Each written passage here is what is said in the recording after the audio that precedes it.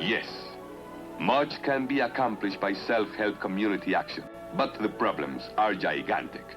I was always convinced we were living on borrowed time.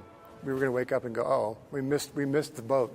These men believe that they know a way to release the latent energies and talents of the barrio people. By the end of the 60s, it was clear that sending American citizens out to solve the problems of the slums of Latin America was just not going to be something they were going to be able to do forever. And that the funding was going to be difficult to sustain for that kind of a project. More funds are needed to support the workers in the barrios.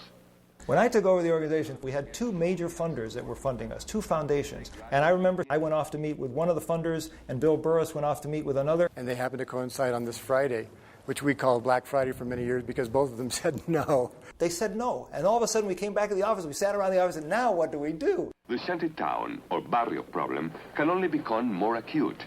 So we basically decided at that point that we need to be experimenting with a lot of different alternative approaches to how we go about doing something that's meaningful.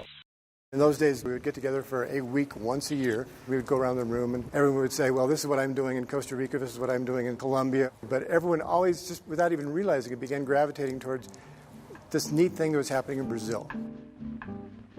What was happening in Brazil, and this was 73, 74, 75, was a program that was being called micro-enterprise development.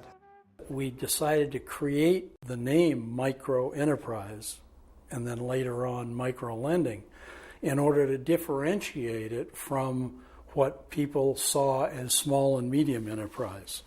And that gave us a way to identify a group way, way down below. The bankers and the general community just did not believe that the poor had the intelligence or capability or the moral fortitude to take loans and to pay them back. But we had contact with a lot of honest, hardworking people that the outside world in Brazil only had fantasies about. That decision to really focus on credit was a key one.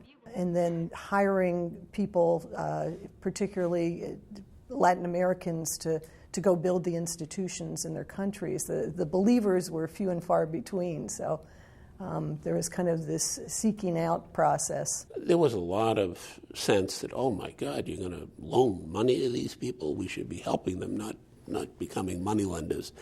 But the fact is, it was the most dramatic way to really affect their lives. It was something you could actually measure, you could actually see the result. You give someone a loan, and then 6 months, a year later, a person was actually improving their standard of living, and that's what we were all trying to do. Within the first year, we had 99.5% repayment. So we could see that this was a group of people who could be counted upon.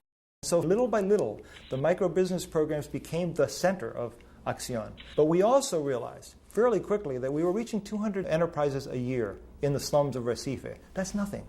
And the issue then became, how do we get this thing expanded? How do we multiply? How does this thing reach millions of people and not just, and there again, it's ACCION asking the question.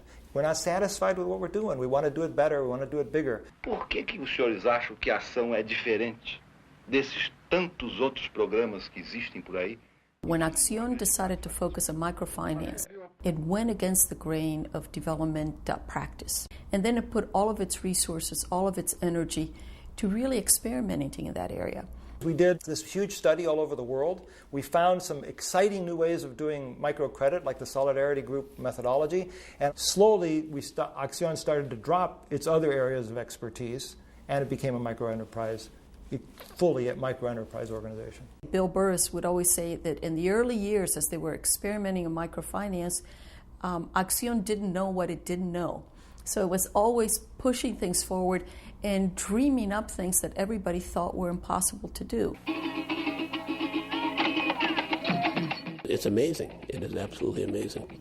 Because I knew it when it was a little acorn, struggling, fighting, not really knowing what the real path was, but still fighting. And now it's this.